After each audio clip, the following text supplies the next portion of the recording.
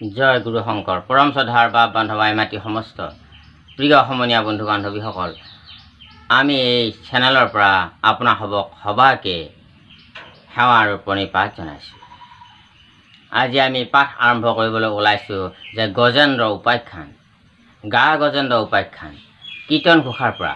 যে গা গজেন্দ্ৰ উপাখ্যান আপোনাসবে আমি হয়তো সকলোৱেই এই বিষয়টো জানো হওক, কম বেছি পৰিমাণে আমি সকলোৱে গা গজেন্দ্ৰৰ বিষয়ে শুনিছোঁ হওক, পঢ়িছোঁ হওক, কিন্তু গজেন্দ্ৰ পূৰ্বজন্মত কোন আছিল, গা পূৰ্বজন্মত কোন আছিল, কেনেকৈ আহিনো গা আৰু গজেন্দ্ৰৰ যুদ্ধ হৈছিলে, এই গোটেই সমস্ত কাহিনী আপোনাসবে আজি এই ভিডিঅ'টোৰ জৰিয়তে জানিব পাৰিব।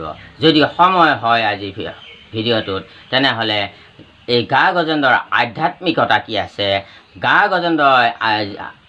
গজেন্দ্ৰৰ কাহিনীয়ে আমাৰ জীৱনত কেনেকুৱাকৈ চাপ পৰি আছে, সেই আধ্যাত্মিকতাৰ বিষয়ে আমি ক'বলৈ যত্ন কৰিম যদিহে সময় পোৱা যায়। বাৰু, কৃষ্ণ শংকৰ গুৰু হৰি ৰাম, কৃষ্ণ শংকৰ গুৰু হৰি ৰাম ৰাম ৰাম ৰাম।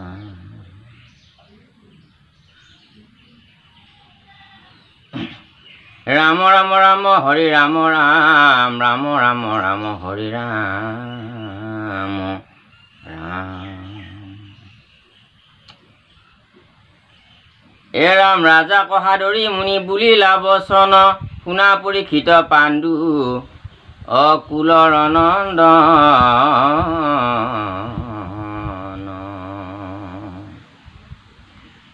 পৰম মধুৰ মাধৱৰ গুণ ছয়, শুনা সাৱধানে হৌক পাপৰ প্ৰলয়ী। পৰীক্ষিত ৰজাক সম্বোধন কৰি শুকমুনিয়ে কৈছে, হে মহাৰাজ পৰীক্ষিত, যে পৰম মধুৰ ভগৱন্ত কৃষ্ণৰ গুণ লীলাবিলাক পৰম মধুৰ, এই মধুৰতকৈও সুমধুৰ লীলা চৰিত্ৰ কথা শ্ৰৱণ কৰিলে, কীৰ্তন কৰিলে মানুহৰ মহা মহা পাপ দূৰ হৈ যায়। হৃদয়ত থকা কুচুৰ কপট অভিমান অহংকাৰ সমস্তবিলাক নাইকিয়া হৈ যায়, হৃদয়খন নিৰ্মল হৈ যায়, হৃদয়ৰ কলুষিতা নাথাকে, হৃদয় পবিত্ৰ হৈ যায়, মন পবিত্ৰ হৈ যায়, এইবুলি কৈছে। যেতিয়া মন পবিত্ৰ হৈ যায়, যেতিয়া হৃদয় পবিত্ৰ হৈ যায়, তেতিয়া ভাৱ পবিত্ৰ হৈ যায়, আৰু তেতিয়া পাপ কথাবিলাক আমাৰ মনলৈ নাহে।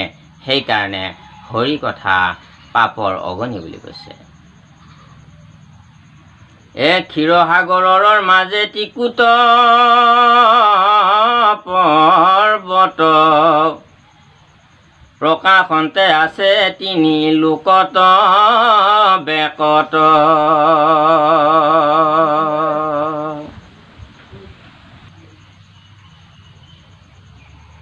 ক্ষীৰসাগৰৰ মাজত এখন টিকুট নামৰ পৰ্বত আছে, যিখন পৰ্বত নেকি স্বৰ্গ মৰ্ত্য পাতাল তিনিও ভুৱনতেই বিদিত আৰু সকলোতেই খ্যাত, অতি উচ্চ পৰ্বত। সেই পৰ্বতত সুবৰ্ণ ৰজত লোহা জ্বলে তিনি শৃংগ, চক্ষুত জমক লাগে দেখিতে বিৰিংগ।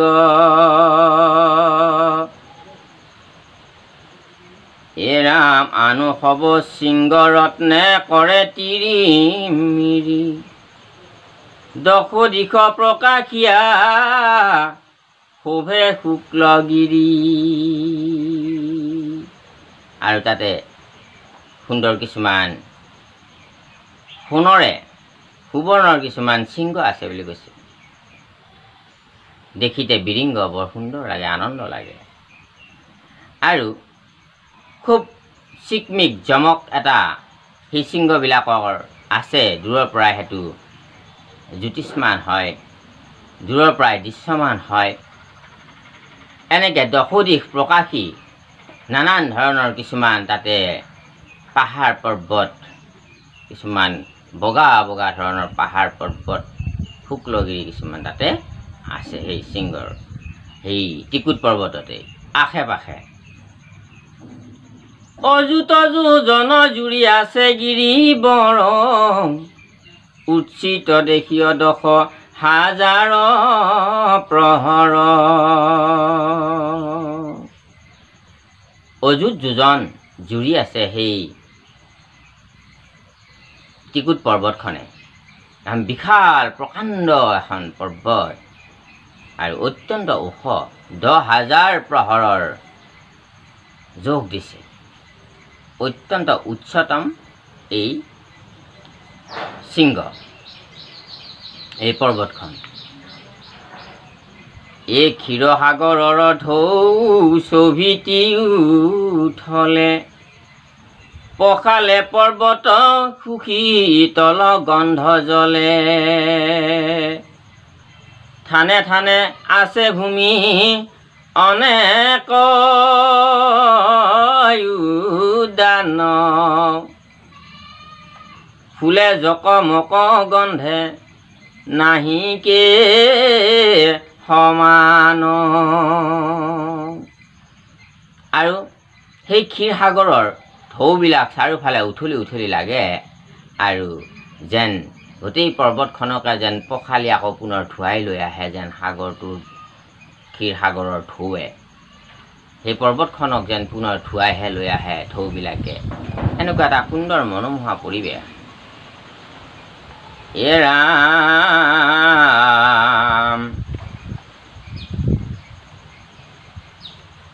থানে থানে আছে ভূমি অনেক উদ্যান ফুলে জকমক গন্ধে নাহিকে সমান থানে থানে অনেক ভূমি আছে তাত উদ্যান আছে নানান ধৰণৰ সেই উদ্যানবিলাকত ফুলবিলাক ফুলি আছে সুগন্ধিয়ে সেই ফুলৰ সুগন্ধিবিলাকে বায়ুক সুগন্ধিত কৰিছে আৰু সেই নিৰ্মল বায়ু যিমান দূৰলৈকে বতাহত সেই বায়ু বলিছে আৰু সিমানলৈকে সুগন্ধি বলিছে সুকোমল আৰু সুমধুৰ সুগন্ধিত বায়ু তাতে নদী নদ অশেষ আছে সেই পৰ্বতৰ কাষতে সেই সৰোবৰৰ কাষতে কুলু কুলু সুৰেৰে কত নদ নদী বৈ আছে আৰু জল অতি স্ফটিক আৰু খুব নিৰ্মল জল বিদ্যাধৰ হবে তাতে সৰগৰ পৰা আহি তাতে আনন্দ মনে স্নান দান কৰে আৰু সুন্দৰ শৰীৰৰ তাত সুন্দৰ ঘ্ৰাণ লয় সেই পানী সুগন্ধিত পানী ফুলৰ সুগন্ধিয়ে সেই পানী সুগন্ধিত কৰি ৰাখিছে গতিকে সুগন্ধিত পানীৰ যিটো নেকি স্নানৰ যি আনন্দ পৰম আমোদ গন্ধই চাৰিওফালে বিয়পি আছে আৰু দশদিশ জুৰি আছে তাৰ সেই সুগন্ধিত বায়ুৱে আৰু এনেকৈ তাতে সুশোভন নানান তৰু উপবন এই তৃণ এইবিলাকৰ সুন্দৰ উপবনবিলাক আছে তাত চৰাই চিৰিকটিবিলাক পৰি সেই উপবনবিলাকত সুন্দৰ সুন্দৰ কুঁৱলীত কণ্ঠেৰে চৰাই চিৰিকটিবিলাকে সুন্দৰ সুন্দৰ নিজৰ নিজৰ ভাষাত গীতবিলাক গাই থাকে এনে এটা সুন্দৰ পৰিৱেশত এদিন ঘটনা এটা ঘটিল যে গজেন্দ্ৰ যায় তাতে পানী খাবৰ কাৰণে অতি পিয়াহত পানী খাবৰ কাৰণে নামিল লগত গজেন্দ্ৰৰ সপৰিয়াল হস্তিনী তেওঁৰ পৰিয়ালবৰ্গ পুত্ৰ পুত্ৰিকা আদি কৰি আৰু গজৰাজ গজেন্দ্ৰই যেতিয়া নেকি খুব পিয়াহৰ আতুৰ হ'ল আৰু সেই সুগন্ধিত জল খাবৰ কাৰণে সেই সৰোবৰটোত নামিলে আৰু নামাৰ লগে লগে তাত তেখেতে পানী খালে পিয়া পলাই আৰু লগতে তেওঁ খুব গৰম আছিল গা ধুবলৈ ইচ্ছা কৰাত যেতিয়া তেওঁ গা ধুবলৈ ল'লে গা ধুই থাকোঁতে এনেতে গ্ৰাহে আহি জলগ্ৰাহ এটাই আহি আৰু ঠেঙত ধৰি প্ৰকাণ্ড গাহ এখন ঠেং কিছু গিলি পেলালে আৰু এখন যুদ্ধ আৰম্ভ হ'ল গজেন্দ্ৰৰ আৰু গ্ৰাহৰ মাজত গ্ৰাহ জলচৰ প্ৰাণী ই গ্ৰাহটোৱে কেৱল হাতীটোক মাজৰ ফালে দৰ ফালে গভীৰ পানীলৈকে টানি লৈ যাব বিচাৰে হাতীটোৱে তাৰ পৰা গ্ৰাহৰ মুখৰ পৰা নিজৰ ঠেংখন কেনেকৈ নিজক মুক্ত কৰিব পাৰি এখন যুদ্ধ আৰম্ভ হ'ল আৰু এনেকৈ হাতীটোৱে টানে পাৰলৈকে আৰু গ্ৰাহটোৱে টানে গভীৰ পানীলৈকে এখন তয়াময়া যুদ্ধ আৰম্ভ হ'ল। আৰু এই যুদ্ধ কৰোঁতে কৰোঁতে কৰোঁতে কৰোঁতে এদিনাখন গজেন্দ্ৰ ভাগৰুৱা হৈ পৰিল। কাৰণ জলচৰ প্ৰাণী গ্ৰাহ, গতিকে গ্ৰাহে তাতে সেই যিহেতু জলচৰ প্ৰাণী এইটো তাতে খাদ্য পাইছে, কিন্তু গজেন্দ্ৰ খাদ্য নাই। জলচৰ প্ৰাণী গ্ৰাহটো, গতিকে গ্ৰাহৰ কিন্তু ভাগৰ লগা নাই। অৱশেষত ক্লান্ত হৈ গ'ল গজেন্দ্ৰ। শেষত ভগৱানক স্তুতি কৰিলে, হে প্ৰভু, মোৰ আৰু উপায় নাই যে হস্তিনীসকলে গজেন্দ্ৰৰ যি নেকি পৰিয়ালবৰ্গ আছে, হস্তিনী আছে, পুত্ৰ আছে, পুত্ৰী আছে, সকলোবিলাকে পাৰত বহি চাই আছে এই যুদ্ধখন, কিন্তু কোনেও উদ্ধাৰ কৰিব পৰা নাই। শেষত গজেন্দ্ৰই বুজি পালে যে মোক এতিয়া পৰিয়ালক উদ্ধাৰ কৰিব নোৱাৰিব, আৰু এতিয়া মোক কোনো বন্ধু বান্ধৱেও উদ্ধাৰ কৰিব নোৱাৰিব। গতিকে এতিয়া মই গ্ৰাহৰ আজি হাতত পৰাস্ত হৈ গ'লোঁ, এতিয়া মোৰ মৃত্যু নিশ্চিত। গতিকে গজেন্দ্ৰৰ এটা মনত বুদ্ধি খেলালে যে ভগৱান বিষ্ণুক আৰাধনা কৰাৰ, যাৰ পূৰ্বত পুণ্য অসংখ্যাত থাকে, যাহাৰো পুণ্য আছে অসংখ্যাত, সি পাতে কাণ কৃষ্ণ কথাত। গতিকে যাৰ পুণ্য অসংখ্যাত থাকে সি বিপদৰ সময়ত হ'লেও ভগৱান কৃষ্ণৰ কথা ভাবে। যাৰ পুণ্য অসংখ্যাত থাকে সেইজন মানুহে কৃষ্ণৰ কথা পাতে, আৰু সেইজন মানুহ কৃষ্ণৰ কথাত ৰসিক হয়। গজেন্দ্ৰ পূৰ্বতে এজন ভক্ত আছিলে, একান্ত ভক্ত আছিল বিষ্ণুৰ, আৰু সেইকাৰণে তেখেতৰ সেই মহান পুণ্যটোৰ কাৰণে আহি বিপদৰ বেলা, এই মৃত্যুৰ বেলা ভগৱানলৈ স্তুতি কৰিবৰ মনত পৰিল। আৰু তাৰ পৰা গজেন্দ্ৰ এটা পদুম ফুল ছিঙি ল'লে, আৰু পদুম ফুল সুৰেৰে ছিঙি লৈ ভগৱানক ক'লে, হে প্ৰভু, মোক তুমি যদি আৰু উদ্ধাৰ নকৰা এই গ্ৰাহৰ মুখৰ পৰা, আৰু মোক উদ্ধাৰ কৰোঁতা কোনো নাই। তুমি মোক দয়াৰ সাগৰ, তুমি মোক এই বিপদৰ কালত উদ্ধাৰ কৰা। সুন্দে মেৰাই পদ্মগুত ওপৰক তুলি, গজেন্দ্ৰে শৰণ লৈলা ত্ৰাহি হৰি বুলি। আৰু তেতিয়াই ভগৱন্তই হাতত চক্ৰ লৈ গজেন্দ্ৰক ৰক্ষা কৰিব নামি আহিছে। যেতিয়া আপুনি যদি ভগৱন্তক যদি বিপদৰ সময়তো মাতে, ভগৱন্তই নিশ্চয় আপোনাক সহায় কৰিব। গতিকে বিপদত যদি ভগৱন্তই সহায় কৰে, সম্পদতো আমি ভগৱন্তৰ যদি নাম লওঁ, তেনেহ'লে কোনো কথাই নাই। সদায় ভগৱান আপোনাৰ সহায় হৈ থাকিব, সদায় ভগৱানে আপোনাক সৎ ৰাস্তা, সৎ বাট দেখুৱাব আপোনাক। গতিকে হে প্ৰভুসকল, এই যে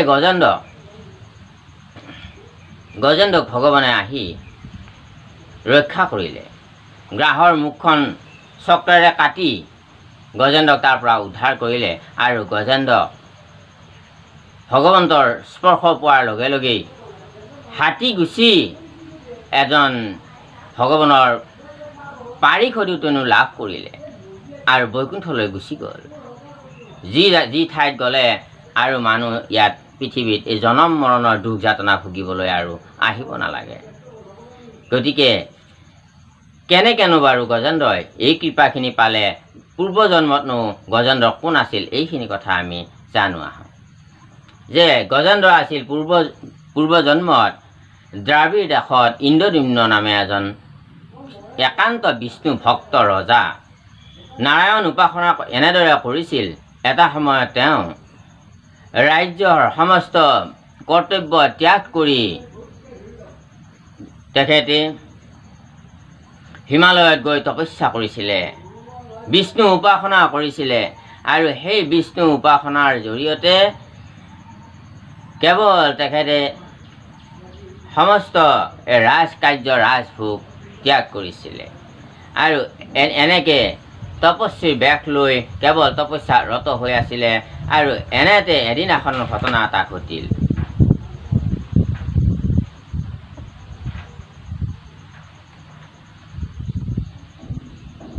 এনেতে ঘটনা এটা ঘটিল।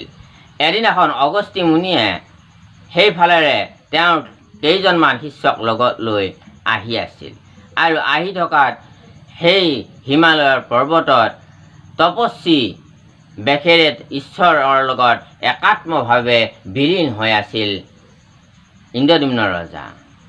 আৰু তেতিয়া ইন্দ্ৰদ্যুম্ন ৰজাৰ সন্মুখত যেতিয়া অগস্ত্যী মুনি থিয় হৈছিলে আৰু তেতিয়া ইন্দ্ৰদ্যুম্ন ৰজাই এনেকৈ বিলীন হৈ আছিল ঈশ্বৰৰ চিন্তমত যে অতিথিৰ শুশ্ৰূষা, অতিথিৰ যিটো আগমনৰ যিটো নেকি সম্ভাষণ সেইখিনিকেই পাহৰি গৈছিলে। আৰু তাকে দেখি অগস্ত্যী মুনিৰ খং উঠিছিলে। আৰু তেতিয়া অগস্ত্যী মুনিয়ে কৈছিলে যে এনেকৈ ইন্দ্ৰদ্যুম্ন ৰজাই হিমালয়ত তপস্যা কৰিবলৈ যায় আৰু নাৰায়ণ ভক্তিত বিলীন হৈ থাকে, নাৰায়ণ চিন্তমত বিলীন হৈ থাকে। ৰাজ্যৰ যি কৰ্তব্য আছে, ৰাজযোগ কৰ্ম আছে, সকলোবিলাকৰ প্ৰতি তেওঁৰ লাহে লাহে অমনোযোগ হৈ আহিল। এদিনাখন অগস্ত্যী মুনিয়ে তেওঁৰ কেইজনমান শিষ্য লগত লৈ আহি আছিল আৰু আহি থকাত ৰজাৰ লগত সাক্ষাৎ হ'ল। ৰজা আছিল ভগৱন্তৰ শ্ৰী বিষ্ণুক একান্ত আৰাধনাত ব্যস্ত হৈ আছিলে। এনেদৰে বিলীন হৈ আছিল ঈশ্বৰত যে অগস্ত্যী মুনি আহি সন্মুখত থিয় হৈ আছে, কিন্তু তেখেতে গমকেই নাপায়। অগস্ত্যী মুনিয়ে কিছু সময় থিয় হৈ যেতিয়া সম্ভাষণ নাপালে ৰজাৰ পৰা, তেওঁ ক্ৰোধ কৰিলে আৰু তেতিয়া ক'লে, হে মহাৰাজ, তুমি ৰাজযোগ কৰ্ম আশা এৰি তুমি তপস্বীৰ বেশ ধৰি এনেকৈ তুমি ঈশ্বৰত তুমি বিলীন হৈ আছা, কিন্তু অতিথি আহি, গুৰুজন আহি তোমাৰ গৃহত উপস্থিত হৈছে, তোমাৰ সন্মুখত উপস্থিত হৈছে, কিন্তু তোমাৰ কোনো খা খবৰেই নাই। দেখিছোঁ তুমি দিনে দিনে বেছি অভিমানী হৈ যাব ধৰিছা। যোৱা, তোমাক মই এইকাৰণে এটা অভিশাপ দিলোঁ, তুমি হাতীৰ দৰে তুমি যেনেকৈ গঢ় নকৰিলা, তেনেকৈ তুমি হাতী হৈয়ে থাকাগৈ যোৱা। এই অভিশাপটো দিয়াৰ লগে লগেই ৰজাই চৰণত ধৰিছে আৰু কৈছে, হে মুনিবৰ, মোক আপুনি যি অভিশাপ দিলা এয়া মোৰ সৌভাগ্যই বুলি ভাবিছোঁ, কিন্তু মোৰ মুক্তিৰ কাৰণে কিবা এটি উপায় দি যাওক। তেতিয়া কৈছিলে, যিদিনাখন তুমি একাত্ম হৈ সকলো কথা পাহৰি একাত্ম হৈ ভগৱান বিষ্ণুক আৰাধনা কৰিবা, সেইদিনাখনে তোমাৰ মুক্তি পাই যাবা আৰু সেইদিনাখনে তোমাক ভগৱানে দৰ্শন দিব। ভগৱন্তই যেনেকৈ তেনেকৈ ভকতজনক মুক্তি দিবৰ কাৰণে নানা ৰচনা ৰচে। গতিকে ৰজাৰ পৰা বৈকুণ্ঠৰ পাৰিঘৰলৈকে বৈকুণ্ঠ প্ৰাপ্তিৰ কাৰণে ভগৱন্ত পুৰুষে হয়তো ৰচনা ৰচিলে। গতিকে সেইকাৰণে সেই মৃত্যুবেলা, সেই গ্ৰাহৰ ভয়ৰ সময়ৰ বেলা গজেন্দ্ৰই সেই সমস্তকে পাহৰি কেৱল ঈশ্বৰকে সত্য আৰু ঈশ্বৰে বচাব বুলি একাত্ম হৈ ঈশ্বৰ আৰাধনা কৰাত প্ৰভুৱে দৰ্শন দিলে, প্ৰভুৰ স্পৰ্শন পালে আৰু লগে লগেই এই অহা যোৱা কৰা যিটো আমাৰ এই আয়াজাত শৰীৰ, এই আয়াজাত মায়াময় শৰীৰৰ পৰা শাশ্বত শৰীৰ যি নেকি মুক্তি পাৰিষদতনো ভগৱন্তৰ পাৰিষদতনো লাভ কৰি বৈকুণ্ঠলৈ গুচি গ'ল। বৈকুণ্ঠত স্থান দিলে, পাৰিষদতনো ভগৱন্তই প্ৰদান কৰিলে। গতিকে আনফালে সেই গ্ৰাহটো কোন আছিলে? গ্ৰাহটো আছিল এজন হুহু নামৰ গন্ধৰ্ব। এই হুহু নামৰ গন্ধৰ্ব এজন গন্ধৰ্ব, শ্ৰেষ্ঠ গন্ধৰ্ব আছিলে।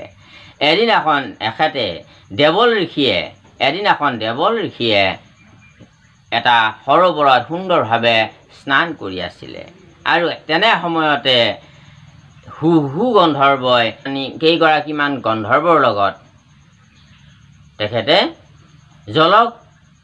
জলক্ৰিয়া কৰিবৰ কাৰণে সেই সৰোবৰলৈ আহিছিল।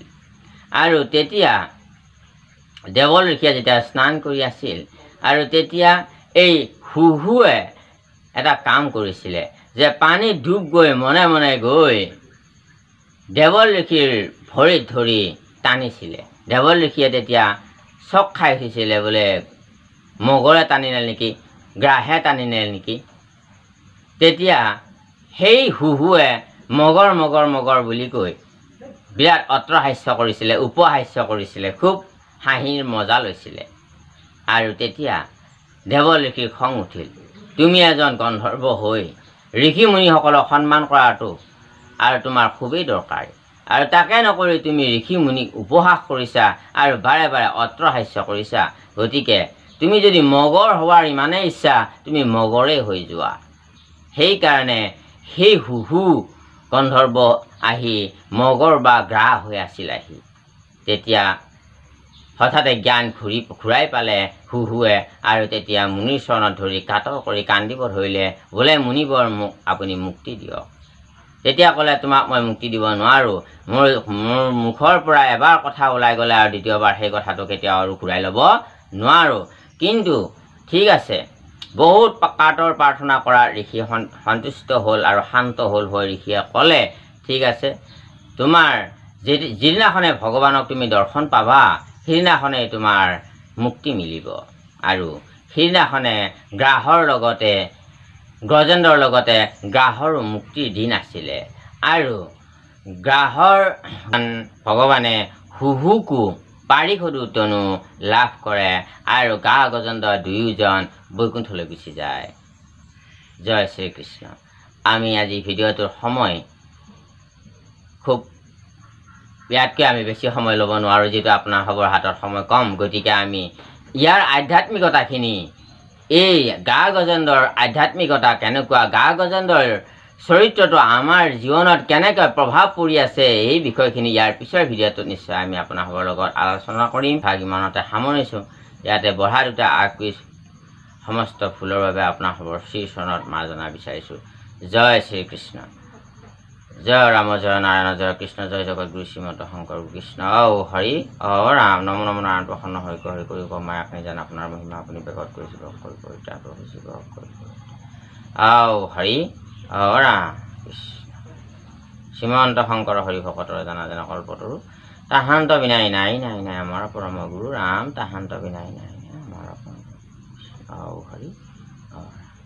চেনেলটো ছাবস্ক্ৰাইব কৰি ৰাখিব আৰু লাইক কমেণ্ট কৰি আমাক এটি উৎসাহিত কৰিব বুলি আশা ৰাখিছোঁ। জয় শ্ৰীকৃষ্ণ।